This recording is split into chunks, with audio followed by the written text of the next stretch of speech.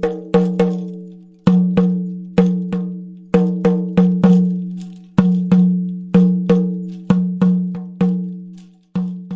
están, hermanos queridos? Buenas noches. Muy bien, ponemos la cámara y saludamos a la gente que está conectada y les decimos buenas noches, bienvenidos al estudio del libro de Marcos. Estamos estudiando Marcos. Avanzamos, hermanos queridos. Por favor, Marcos capítulo 9. Marcos capítulo 9. Sucede algo muy interesante en Marcos capítulo 9. Jesús ya está pensando en sus últimos días. Jesús está pensando en su misión como el Mesías. Mire lo que dice Marcos capítulo 9, versículo 30. Habiendo salido de allí, caminaron por Galilea y no quería que nadie lo supiese. Parece ser, hermanos queridos, que Jesucristo quiere tiempo a solas con sus discípulos. Es muy importante que los discípulos entiendan el propósito y la misión del Señor Jesucristo. Así como usted y yo debemos entender el propósito de ser cristianos. Si usted y yo no entendemos el propósito de ser cristianos, usted va a tener una religión, no va a tener una relación.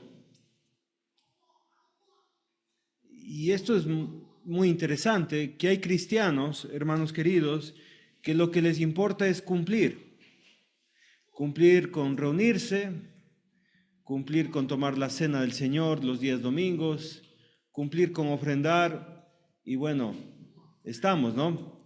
Parece que estamos bien con Dios y que estamos haciendo las cosas correctamente, pero yo le aconsejo a usted que entienda el cristianismo y el discipulado con propósito. Y esto nos va a ayudar a entender claramente, porque lo que sucede aquí, hermanos queridos, es que Jesús está con judíos, y esos judíos son sus discípulos. Solamente un ratito, hermanos, vamos al libro de Daniel, capítulo 7. Por favor, al libro de Daniel, capítulo 7. En Daniel capítulo 7 hay una profecía muy interesante acerca del Hijo del Hombre. Los intérpretes de la ley, los maestros, los escribas, ellos creían, hermanos queridos, que este pasaje de Daniel tenía que ver con el Mesías. De hecho, en Daniel aparecen 4 bestias que Daniel está profetizando que tiene que ver con reinos y poderes. Pero para resumirles el asunto, mire lo que dice Daniel capítulo 7, versículo 13. Miraba yo en la visión de la noche, y he aquí, con las nubes del cielo venía uno como hijo de hombre. El Hijo del Hombre, para los judíos, era el Mesías. Ahora, ponga atención lo que dice. No es importante que lo entendamos completamente, sino que entendamos la idea que tenía un judío acerca del Hijo del Hombre, que vino hasta el anciano de días y le hicieron acercarse delante de él. Versículo 14. ¿Y qué dice del 14? Y le fue dado dominio, gloria y reino, para que todos los pueblos, naciones y lenguas le sirvieran. Su dominio es dominio eterno, que nunca pasará, y su reino uno que no será destruido. Entonces, como judío, usted está leyendo este texto y ¿qué está diciendo? El Mesías tiene que ser poderosísimo. Tiene que venir con autoridad, tiene que venir con ejército, tiene que venir con poder para destruir a cualquier dominio sobre la tierra. ¿Estamos de acuerdo? Eso pensaba un judío. pero es interesante lo que está haciendo Jesús y vamos a leer los 3 anuncios de su muerte, por favor, para que me acompañen. Es facilito saber los anuncios de su muerte porque están en el capítulo 8, capítulo 9 y capítulo 10. Vamos a recordar, capítulo 8, hermanos queridos. Ese es el primer anuncio de la muerte que hace nuestro Señor Jesucristo. Y comenzó a enseñarles, estoy leyendo Marcos 8:31, y comenzó a enseñarles que era necesario, ahí está, que el Hijo del Hombre, al Hijo del Hombre padecer mucho y ser desechado por los ancianos, eso es la autoridad civil, por los principales sacerdotes, esto sería la autoridad religiosa, y por los escribas, esta es la autoridad doctrinal, y ser muerto y resucitar después de 3 días. Los judíos no podían entender, hermanos queridos, Pedro, Jacobo, Juan, Tomás, todos los apóstoles no podían entender lo que Jesucristo estaba diciendo. Para ellos, Jesucristo, si era el Mesías, debía entrar con autoridad, con gobierno, con dominio. Y de repente Jesús, aquí en Marcos 8, 31 y 32, que les dice, es necesario que el Hijo del Hombre, es decir, el Mesías, padezca mucho y sea muerto y que resucite.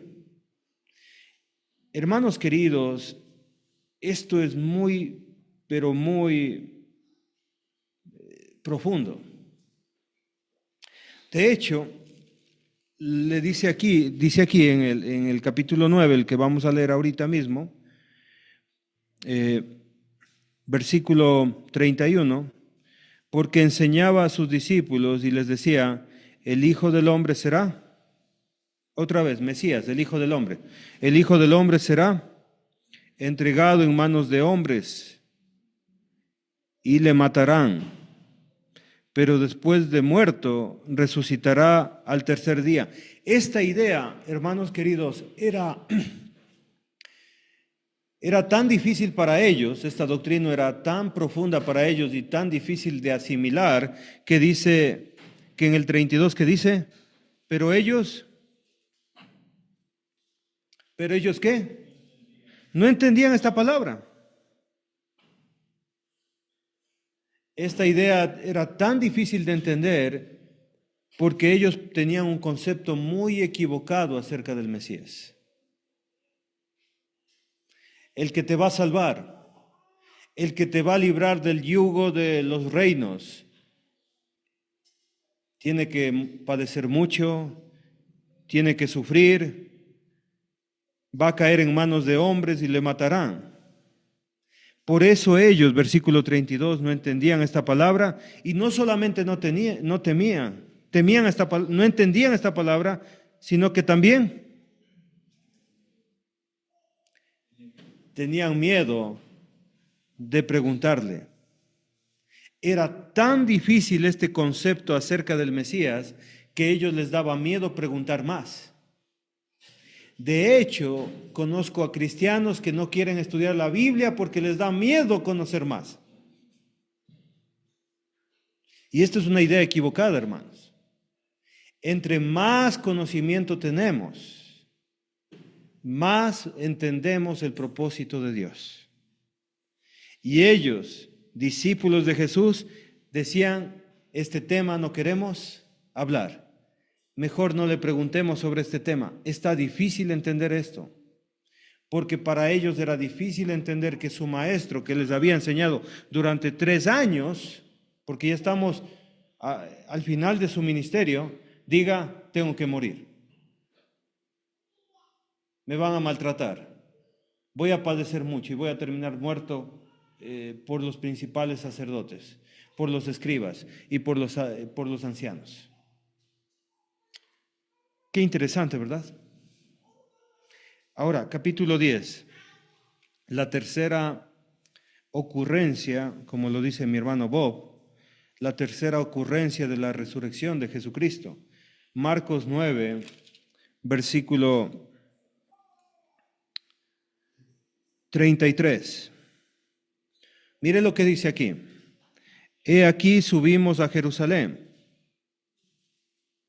Y el Hijo del Hombre, otra vez el mismo vocabulario de Daniel capítulo 7. El Hijo del Hombre, Marcos 10, 33. Y el Hijo del Hombre será entregado a los principales sacerdotes y a los escribas, y lo condenarán a muerte y le entregarán a los gentiles.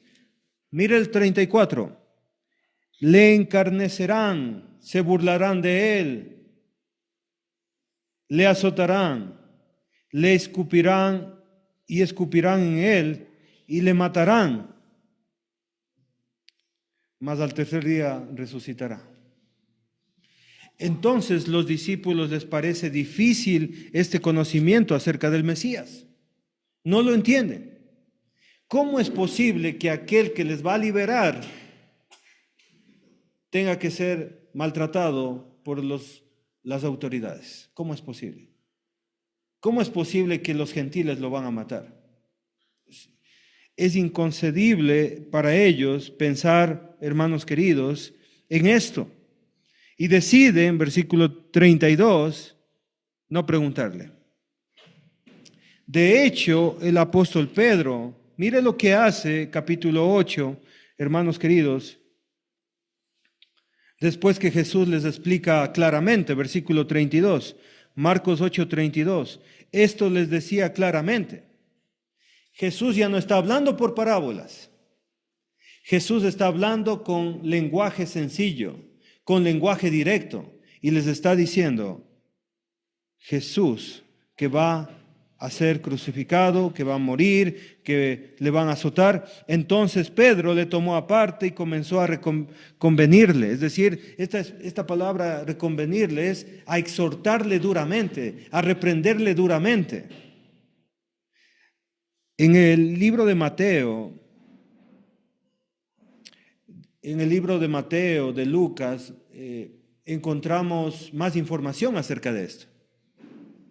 Le dice Pedro que ninguna cosa de esto te acontezca. Es decir, que Pedro se pone frente a Jesús y dice, no voy a permitir esto. ¿Cómo vas a dejar matarte? ¿Cómo vas a dejar que te lleven a la muerte?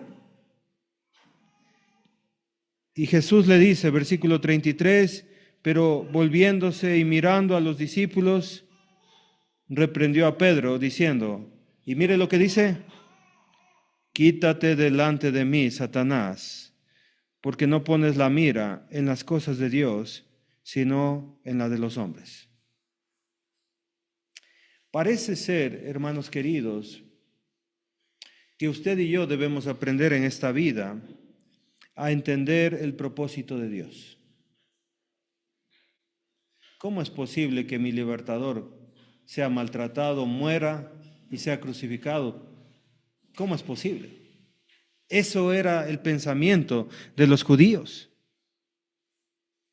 Por eso en el 34, Marcos 9, 8:34, hermanos, 8:34, y llamando a la gente y a sus discípulos les dijo, si alguno quiere venir en pos de mí, niéguese a sí mismo y tome su cruz y sígame. Si alguno quiere seguirme, tiene que estar dispuesto a morir por mí. Tiene que estar dispuesto a sufrir por mí para seguirme. Porque todo el que quiera salvar su vida la perderá, y todo el que pierda su vida por causa de mí y del Evangelio la salvará. El camino, hermanos queridos, a veces no es tan fácil como nosotros pensaríamos. Ser cristiano a veces significa sufrir. Ser discípulo de Cristo significa sufrir. Pero ese es el camino. Jesús les está mostrando a sus discípulos claramente que el Mesías tiene que pasar por la muerte. Y a ellos les da miedo entender esto. Marcos 9:32. Ahora, vamos a ver la humanidad de los discípulos. Esto se va a poner muy interesante. Versículo 33. Y llegó a Capernaum, el centro de las operaciones. Capernaum, el lugar favorito de Jesús, donde llamó a sus discípulos, donde le gustaba pasar, donde estaba la casa de Pedro, que vivía con su suegra, ¿se acuerdan?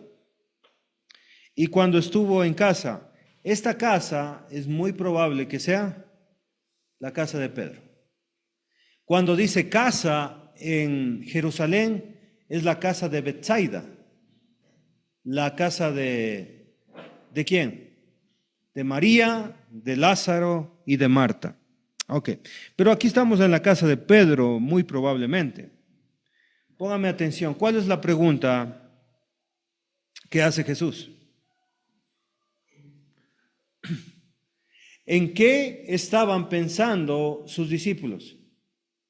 El que responda le vamos a dar otra empanada cuando haya el refrigerio. ¿En qué están pensando sus discípulos? Mire lo que está pasando. Aquí hay una pregunta. ¿Qué disputáis entre vosotros en el camino? Yo estoy mirando algo, hermanos. No sé si usted también está mirando esto en el texto. Jesús está caminando solo. Sus discípulos están conversando entre ellos. Y empiezan con una conversación que se convirtió en una disputa. Mientras están yendo a casa, a Capernaum, a la casa de Pedro, entre ellos hay una discusión. Y Jesús no le gusta que estén discutiendo. Algo interesante, parece que Jesús está consternado de lo que les dijo, que es necesario caer en manos de sus enemigos. Él está pensando en su muerte, pero mientras él está pensando en su muerte, apartado, caminando hacia la casa de Pedro, entre ellos hay una discusión, hay una conversación intensa. Pero esta conversación es vergonzosa, porque en el versículo 34 que dice, mas ellos callaron. ¿Qué disputáis entre vosotros? Y se quedan callados. Me imagino bajando la cabeza entre ellos. ¿De qué estaban hablando? Aquí lo dice, versículo 34. Porque en el camino habían disputado entre sí quién había de ser el mayor. Jesús está diciendo, el Mesías tiene que morir, ser maltratado. Mientras tanto, ellos están pensando, cuando Jesús esté en su reino, ¿quién estaría por encima de todos? Estaban repartiéndose los puestos políticamente.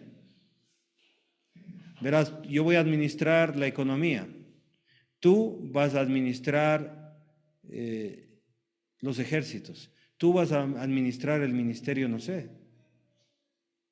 Estaban repartiéndose los cargos entre ellos y estaban preguntándose y estaban disputando quién sería el mayor. Esto es tremendo, hermanos queridos. Mientras Jesús les está dando el conocimiento del Evangelio, ellos están pensando en qué puesto les conviene más estar en el reino de Dios. ¿Qué le parece? ¿Será que nosotros pasamos por eso también? ¿Que nosotros nos desviamos nuestra mente y estamos pensando en las cosas materiales? ¿Será que alguna vez nosotros estamos pensando en esas cosas?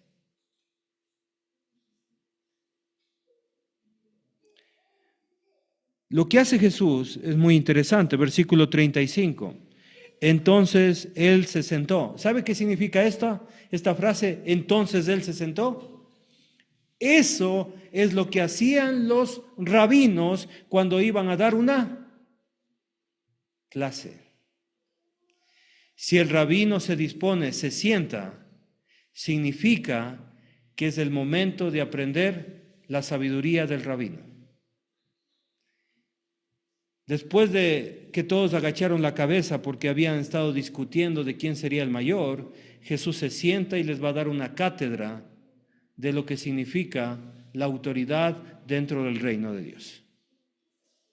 ¿Quiere aprender sobre esto, hermano querido, hermanita? ¿Sí? Póngame atención, pero ya mismo pasamos a la última parte. Entonces él se sentó y llamó a los 12. Acuérdese, por favor, versículo 30. ¿En qué contexto estamos? Versículo 30. ¿Qué tipo de contexto es? Es un contexto de privacidad. Porque Jesús no quiere que nadie sepa dónde está para no tener que estar con las multitudes. Él quiere pasar tiempo. ¿Con quién? Con sus discípulos. Entonces llama a los 12 y les dijo, si alguno quiere ser el primero, será el postrero de todos y el servidor de todos. Yo creo que nadie quería mirar el rostro de Jesús, porque creo que estaban muy avergonzados. ¿Quieren ser los primeros? ¿Quieren ocupar los primeros lugares? ¿Ok? Tiene que ser el último de todos. Así funciona en el reino de Dios. Y mire cómo lo explica, me encanta cómo lo explica. Si usted quiere ser el primero, tiene que ser el servidor ¿de quién? De todos. ¿Sabe qué significa la palabra servidor en el griego? ¿Quién quiere responder a esto? ¿Qué significa servidor en el griego? ¿Cuál es la palabra en griego? ¿Alguien sabe? Empieza con dia y termina en konos. Diáconos. Muy bien. Muy bien. El que quiera ser el primero en el reino de Dios tiene que ser un diácono, un servidor. Qué bonito, hermanos. Si usted realmente quiere un primer puesto en el reino de Dios, en la iglesia de Cristo, lo que se puede hacer es ser el servidor de todos. ¿Qué le parece cómo actúa Dios en el reino de Dios? Por eso, hermanos, el Señor les está dando una clase de humildad a sus discípulos. Tienen que aprender a ser servidores, apóstoles. Ustedes tienen que ser servidores, les está diciendo. Y yo creo que esas palabras son para todos nosotros. Pastores, ustedes tienen que ser servidores. Evangelistas, ustedes tienen que ser servidores. Cualquiera que sea su cargo, hermano querido, su encargo dentro de la iglesia, ahora que en marzo empiezan nuevos ministerios con nuevos encargados, usted tiene que ser un servidor de Cristo. ¿Amén? ¿O más o menos? El servidor de todos, diáconos. Y mire lo que hace Jesús. Y tomó un niño y lo puso en medio de ellos. Y tomándole en sus brazos les dijo, el que reciba en mi nombre a un niño como este, me recibe a mí. Y el que a mí me recibe, no me recibe a mí mismo, sino al que me envió. Qué interesante esto. No sé si usted se ha dado cuenta que hay muchos adultos que no saludan a los niños. Los niños se quedan así con la mano, pobrecitos. Me sabe dar pena a mí cuando veo a niños, porque son pequeñitos, y de repente así. Y los papás, salude duro, le dicen, ¿no? Salude duro, mijo. Y buenas tardes. Hola, mijito, le dicen. Pero muchos adultos no les hacen caso a los niños. Y en aquel tiempo un niño también de la misma manera. O sea, podemos decir, no, es que nosotros sí amamos a los niños, pero en la realidad, hermanos, muchos niños no son tomados en cuenta. ¿Y cómo lo sabemos? ¿Cuáles son los nombres de los niños de la iglesia? Usted sabe, menos las maestras, porque lo saben. Pero los demás saben cuáles son los nombres de los niños de la iglesia. Y generalmente no se sabe. Entonces Jesús coloca, imagínese ahí, a un niño y le pone ahí en el medio. ¿Sí? Y dice el texto, el que reciba en mi nombre a un niño como este. ¿A qué se refiere Jesús? Parece, hermanos queridos, que Jesús está pensando en la inocencia, Jesús está pensando en la falta de conocimiento, la falta de logros que pueden tener muchas personas. ¿No es cierto? Ahora piensen esto, voy a hacer una comparación. ¿Jesús quién es? El Señor es el Hijo de Dios, el Rey de Reyes, Señor de Señores, Todopoderoso, Soberano, Eterno, nuestro Dios. Jesús. ¿Y sus discípulos quiénes son? Nadie. ¿Pero qué hace Jesús? ¿Cómo trata a sus discípulos? Con amor, con paciencia. ¿No entienden? Sí, no entienden. Les explica una y otra vez. Yo creo que a veces se agarraba los cabellos de las iras. ¿Hasta cuándo? Les decía, ¿se acuerda? Cuando estaba ahí, ¿hasta cuándo de estar con ustedes? ¿Hasta cuándo de soportarlos? Le hacían tener iras, porque no entendían. Jesús tuvo mucha paciencia con ellos. Y ellos pensando en quién es el mayor. ¿Quién va a ser el director administrativo? No sé qué estaban pensando. ¿Quién iba a estar de jefe de todos ellos? Porque si hace el Mesías, entonces un jefe después del jefe, ¿no? Yo voy a ser el segundo en mando, alguien pensó, ¿no? Entonces Jesús tuvo paciencia con esos discípulos y les está diciendo, ustedes también deben entender esto. Que ustedes tienen que respetar ¿a quién? ¿A quién? Al más pequeño. Tienen que aprender a respetar a todos por igual, amar a todos por igual. ¿Y saben qué? Si reciben a un pequeño, me reciben a mí. Y si me están recibiendo a mí, están recibiendo a Dios.